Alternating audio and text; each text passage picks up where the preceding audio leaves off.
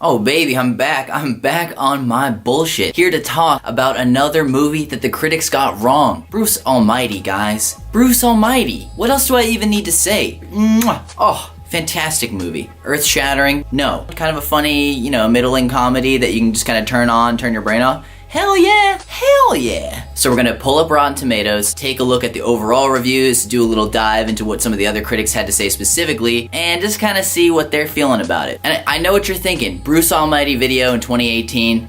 Look, is it relevant?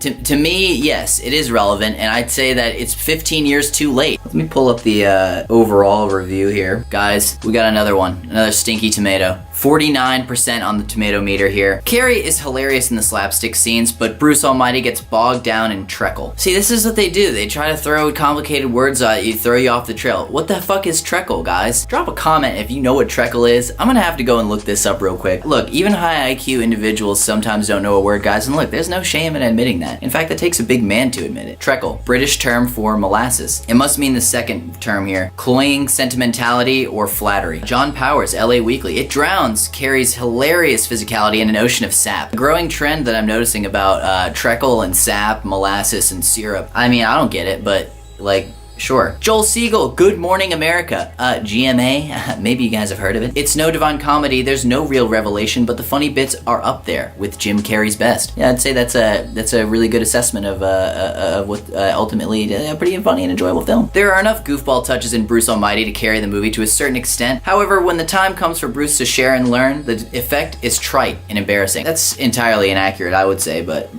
I mean, just one guy's opinion, so. Oh wow, guys. Sydney Morning Herald dropping a huge bomb on us real quick. What a disappointment.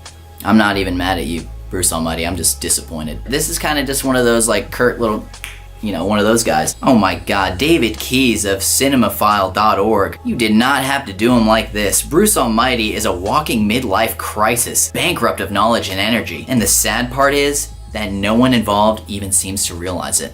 God damn. That's what we'd call a scathing review. We got a comedian in the audience here. God awful. Oh, jeez. What is this now? The script became as gooey as the bounteous torso of Marlon Brando? Why are we taking shots at Marlon Brando? What if I like the bounteous torso of Marlon Brando? What does that mean? How does that help me assess whether I'm gonna see the movie or not? These critics need to be reined in, man. Gooey? Oh, see, this is another one of those. It's just like, god damn. A small, sad, cheap movie. Here we go again, guys, with Bill Mueller here.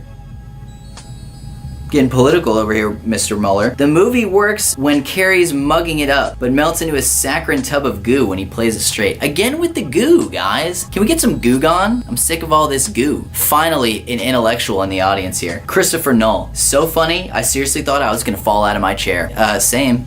Big time rush. Look, I'll close it off with this. I think Bruce Almighty delivers on its premise of, Jim Carrey being God. Come on, when he does that thing with he takes all his clothes off, he does the old, he makes Jennifer Aniston's tits get bigger, that's fun. I mean, do they look bigger to you? What? He makes a monkey come out of the dude's ass.